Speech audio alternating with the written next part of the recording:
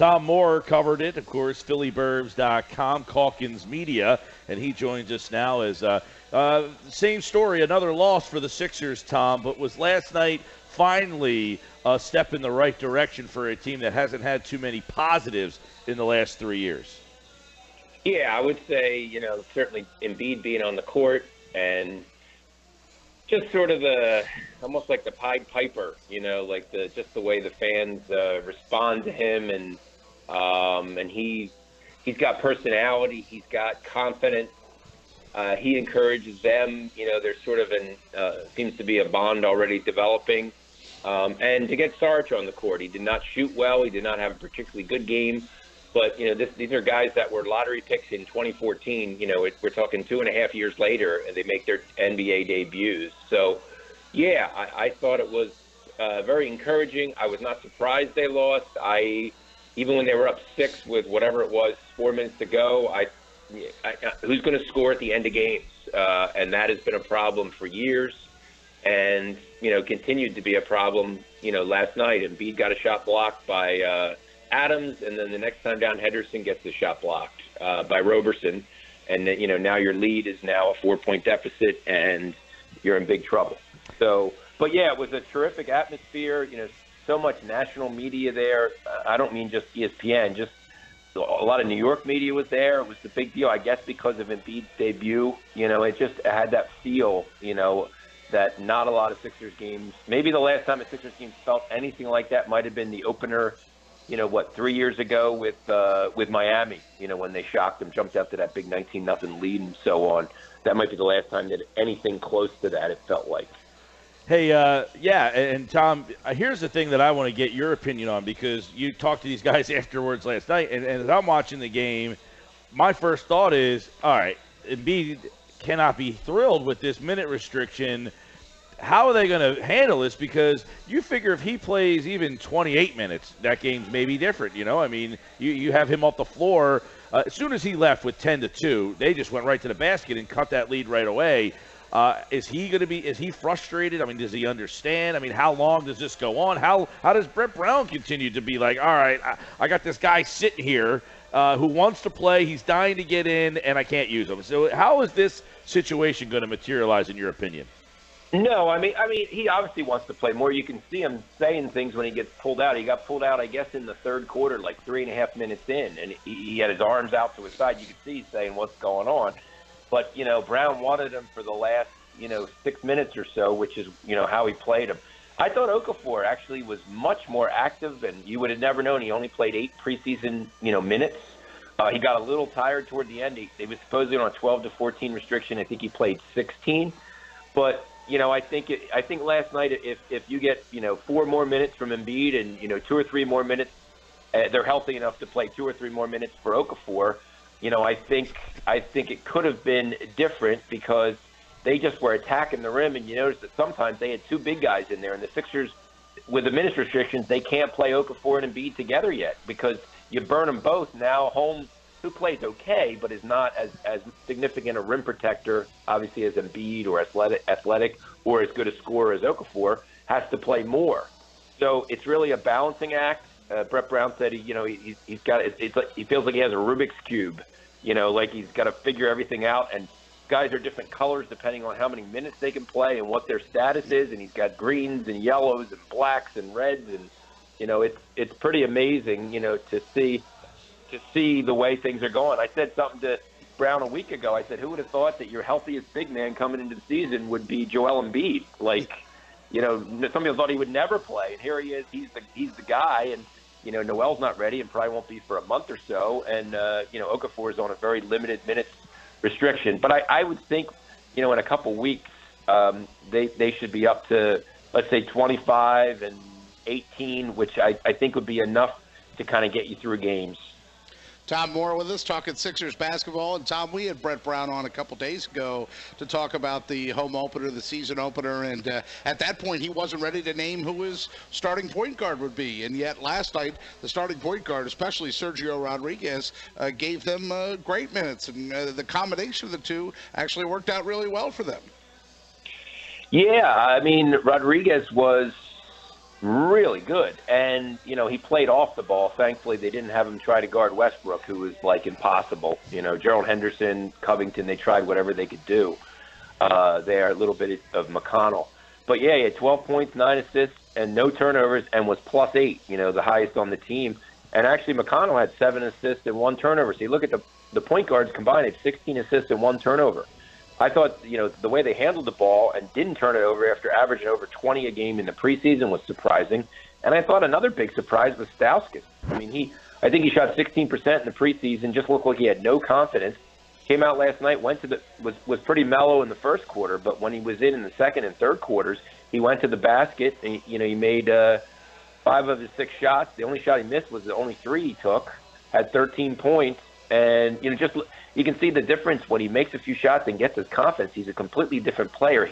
It's not good when you're a shooter and you struggle with your confidence because you got to keep shooting even if you're missing.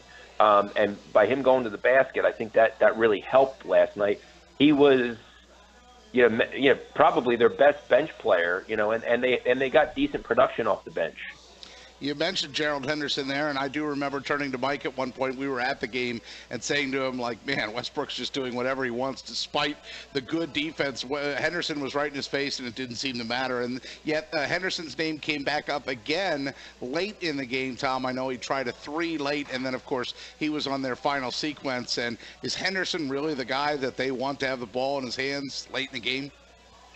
No, they want to get it to Embiid right now. I think if they get to the point where Embiid and Okafor can play enough minutes, I think you'll see them out at the end of games on offensive possessions because Okafor can also create his own shot and is decent from 16 feet and in. So I think that's what you're going to see. But if you remember, Pete, the previous possession. Embiid got a shot blocked by Steven Adams, although somehow the block was not credited on the stat sheet. But unless I'm seeing things and he was able to shoot the ball this way and make it spin backwards toward him somehow, I'm pretty sure his shot was blocked. And then it was so crazy last night with how late the game was and how long everything took. Didn't really get a chance to ask what they were looking for on that play when Henderson, I think Roberson blocked his shot. But you would think that was probably not the first option in a situation like that. That you were trying to get the ball to Embiid, whether Adams denied. I don't specifically remember what happened there. But to me, yeah, you got to go to Embiid because at least he's going to get a shot off. And if he dribbles it off his foot or, misses or whatever, you live with it because he's your future. Yeah, and you got a glimpse of it last night. You saw the crowd was charged up, boisterous chants. MVP he had chance. A front row seat for the doctor too. Yes, you got to see a couple of middle fingers thrown last night. You had some controversy off the floor. It had it all last night in just one game. But the one thing with Joel that I thought, Tom, and you were sitting right there on the baseline when they're coming down that end late in the game, is the pressure does not. He wanted the ball, right? I mean, this is a guy that was like they were going to him in the last 3-4 minutes almost every single time. This isn't a guy that seems like, I don't want the ball, I don't want to take that shot. It doesn't seem like that's going to be an issue with him. No, he's very confident, borderline cocky, I would say, and you need to believe in yourself. What I think will be interesting is when he gets the ball and if they double team him, how does he react to that? He did not react real well in the preseason to that, and I would expect teams to do more of that, especially when Okafor's not on the floor with him, and if Saric is struggling, I think he was 2 for 12 last night. But yeah, that's what you want to do. And I mean, he took 3 threes. I mean, the first time he touched the ball in the offensive end, 27 seconds in, he launches a 3. He missed it, but he takes it, and he took 3 of them, which that's kind of a lot. I mean, I know, and I think being out 2 years, he so desperately wants to just like thrill the fans, totally get them behind him, which clearly they are, but he wants to produce and show that he's the guy, and that maybe he should have been. He was projected as the number 1 pick in that draft, and with Wiggins and all that stuff. But yeah, I would keep, and I think that is the plan, is to keep going to him if the game's close. Keep giving him the ball, and if he shoots a 3, you have to live with it. I just don't like him shooting fadeaways. At his size, he should never have to shoot a fadeaway. Yeah. There's nobody that should be able to block his shot. unless he's, it's Yao Ming or Sean Bradley or somebody taller than him, of which there aren't a lot of people, on this planet taller than 7'3". No, but I'll tell you what's noticeable is Okafor is a big dude, and when Embiid leaves the court and Okafor comes in, he is noticeably smaller than Embiid is, and that's saying a lot because Okafor, and I said earlier in the show, Tom, Okafor was like the man last year. I mean, you went to him late. He was the guy. Embiid is almost night and day difference player than Okafor is in terms of like size and skill set. It's almost amazing to say that because Okafor is a pretty darn good player. Yeah, well, I think the difference is, that Embiid is a defensive guy too. Okafor offensively is very skilled, 15 feet and in.